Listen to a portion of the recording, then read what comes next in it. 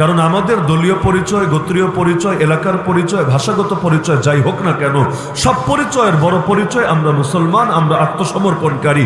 হাইয়া আলাস সালাহ, হাইয়া আলাল ফালাহ, এগুলো যখন শুনি, কে কোন দল, কে কোন ধারা, কে কোন সার্কেল, এগুলোর দিকে তাকাই না, সবাই একযোগে মসজিদের দিকে ছুটি, এক ইমামের পেছনে দাঁড়িয়ে এক জামাতে নামাজ আদায় করি। একইভাবে দ্বীনের জন্য যদি হাইয়া আলাল জিহাদ, হাইয়া আলাল খিলাফা বলে আমাদেরকে ডাক দেওয়া হয়, তখন আমরা কে কোন দল, কে কোন মত, কে কোন ধারা এগুলো দেখব না, বরং প্রয়োজনে জান বিলিয়ে দিব, কিন্তু বাতিলের সামনে আপোষ করতে পারবো না। তো আমি সুনির্দিষ্ট কিছু প্রস্তাবনা উল্লেখ করব। এক নম্বর, যেগুলো আমাদের প্রত্যেকের দরকার এবং আমি মনে করি এ লক্ষ্যে সকলকে ঐক্যবদ্ধভাবে কাজ করা দরকার। আমরা সংখ্যায় কম না, আলহামদুলিল্লাহ। বাংলাদেশের মানুষের 80% বেশি আমরাই, অর্থাৎ মুসলমানরা, কিন্তু সংখ্যায় এত বেশি হওয়ার পর আমাদেরকে আমাদের অধিকার দেওয়া হচ্ছে না।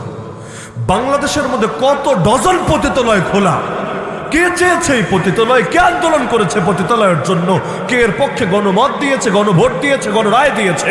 কিছুই তো নাই। তাহলে এই দেশকে ওরা যে গণতান্ত্রিক দেশ বলে, ওরা বোঝায় সকল ক্ষমতার উৎস জনগণ। আরে কোন জনগণ চেয়েছে তোর এই পতিতালয়? কোন জনগণের চাওয়ার কারণে দিয়ে রাখলি এগুলো বল? সিগারেট নয় তো বেচিস এই যুক্তি দিয়ে, জনগণ চেয়েছে। সিনেমা হল নয় তো খুলে রেখেছিস এই যুক্তি দিয়ে, জনগণ চেয়েছে। কিন্তু এই যে পতিতালয় খোলা, কোন জনগণ চেয়েছে? জনগণ যা চাচ্ছে তা তো দিচ্ছ না। জনগণ স্বাধীনতার 53 বছর পর আজ স্লোগান দিতে হচ্ছে, নবীর পরে নবী নাই, সংসদে আইন চাই, কাফের কাফের, কাদিয়ানীরা কাফের।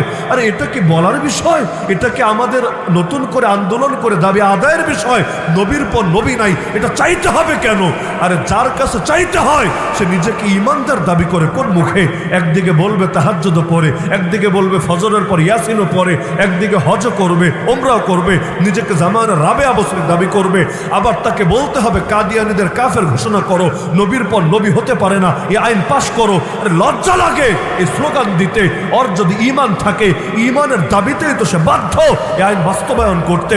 যদি না করে, অন্তরে যদি দ্বিধা রাখে যে নবীর পরে নবী হতে পারে, কাদিয়ানীরাও হক হলে হতে পারে, আল্লাহর জাতে পাকের কসম খেয়ে বলি, এই বিশ্বাস যদি থাকে, তো নামাজ পড়লেও কাফের, রোজা রাখলেও কাফের, হজ করলেও কাফের, তাহাজ্জুদ পড়লেও কাফের, ইয়াসিন পড়লেও কাফের। নবীর পর নবী হতে পারে যে মনে করবে সে কাফের কাফের কাফের। তাহলে সুতরাং সবকিছু চেয়ে নেওয়ার বিষয় না, তারপরও যা চাই তা পাই না, আর যা চাই না তা চাপিয়ে রাখা হয়েছে জনগণের নামে। জনগণরে বানিয়েছে এমন এক মূলা, যে মূলা দেখায় সব হালাল করা যায়, আর আমাদের মাথার উপর কাঁঠাল রেখে সবাই ভেঙে ভেঙে খায়। সারা দুনিয়ার অর্থ ব্যবস্থা চলছে এখন সুদের উপর। এই বাংলাদেশ সংখ্যাগরিষ্ঠ মুসলমানের দেশ, কিন্তু অর্থনীতির মেরুদণ্ড কি সুদ না? ব্যাংকিং সেক্টর কিসের উপর চলে? বিমা প্রতিষ্ঠানগুলো কিসের উপর চলে? শেয়ার মার্কেট কিসের উপর চলে? বৈদেশিক ঋণ নেয় কিসের উপর নেয়? এমনকি বলতে পারেন হুজুর সুদ খেলে রাষ্ট্র খায়, আমি তো খাই না। আরে রাষ্ট্র আবার কি জিনিস? রাষ্ট্রের মাথা কই, পা কই, ঠ্যাং কই, শরীর কই? রাষ্ট্র যা করে জনগণের উপরে সেই দায় বর্তায়। নাহলে আমি তো ঋণ নেই নাই। 1.5 লাখ টাকা মাথা পিছু ঋণ আসলো কোত্থেকে? আমি তো নেই নাই ঋণ, আসলো কোত্থেকে? নিয়েছে তো রাষ্ট্র, দায় এসেছে আমার কাঁধে। 1.5 লাখের মধ্যে আসল কত আর সুদ কত হিসাব খুঁজে বের করেন। পুরোটাই আসল না, পুরোটাই ঋণ নেয় নাই, কিছু ঋণ নিয়েছে, কিছু সুদে আসলে মিলে এই পরিমাণে বেড়েছে। সুদ মানে তো আল্লাহর বিরুদ্ধে যুদ্ধ। আরে যেই দেশ মসজিদের দেশ, যেই দেশ মাদ্রাসার দেশ, যেই দেশ আলেম ওলামার দেশ, যেই দেশ শাহজালালের দেশ, শাহপরানের দেশ, ওই দেশটাকে যদি আল্লাহর বিরুদ্ধে যুদ্ধে আল্লাহ ভার্সেস বাংলাদেশ এইরকম পরিস্থিতিতে দাঁড় করায়, তাহলে এর চাইতে বড় আফসোসের বিষয় কি হয়? গজব আসলে তো আমিও মরবো, তুমিও মরবো, সবাই মরতে হবে।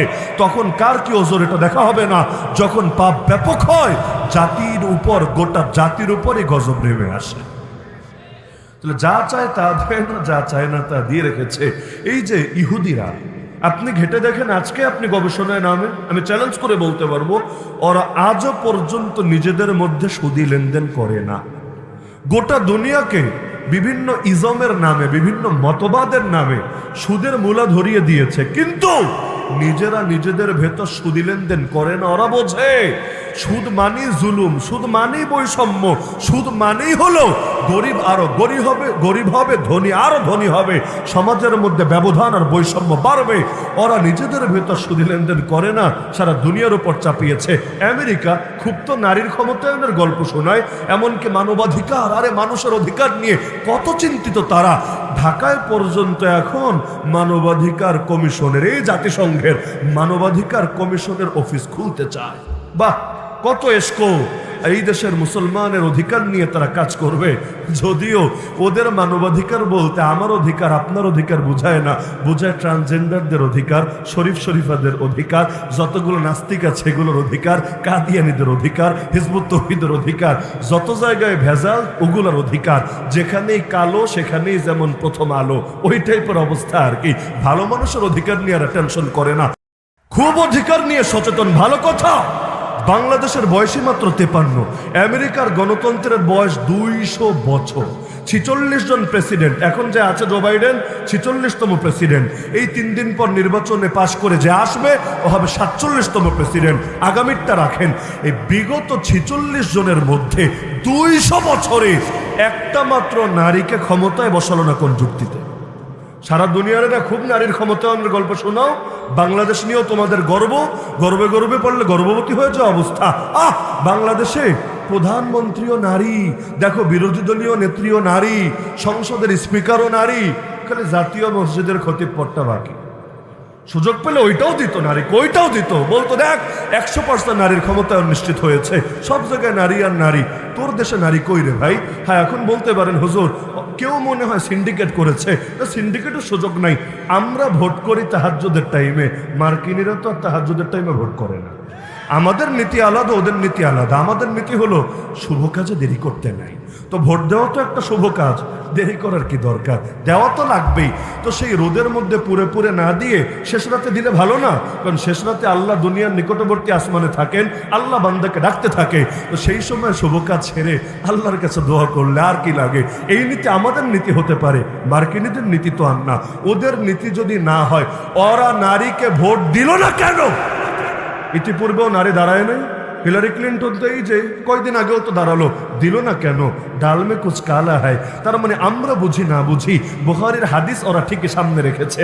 বুখারীর হাদিস তো সহি হাদিসই হবে, জাল হওয়ার তো সুযোগ নেই, জয়ফ হওয়ার তো সুযোগ নেই। আসাহুল কুতুবি বাদা কিতাবিল্লাহ, সহি বুখারী খুলে দেখেন, এই হাদিস আজও পাবেন। লা ইউফলিহা কওমুন ওয়াল্লাউ আমরাহুম ইমরাআতান, সেই জাতি কোনোদিনও কামিয়াব হবে না, হতে পারে না, যারা কোনো নারীর হাতে নিজেদের সব ক্ষমতা তুলে দিয়েছে।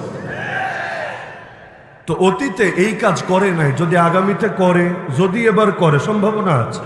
অনেকে মনে করছে পাগলা ট্রাম্প না এসে এবার কমলা হ্যারিস আসতে পারে, যদিও দুইটাই আমাদের জন্য ক্ষতিকর। ট্রাম্প ইহুদি কার্ড খেলবে আর কমলা হ্যারিস এটা তো আরো বড় জালেম, যেই আসুক। কিন্তু যদি নারীকে আনেও তাও চিন্তা নাই, কোনো চিন্তা নাই। কেন চিন্তা নাই? শীঘ্রই পরাশক্তি থেকে ধরাশক্তিতে পরিণত হবে, কারণ আমার নবীর ওয়াদায় কোনো দ্বিধা নাই, নবী যেটা বলেছেন সেটা হবেই হবে।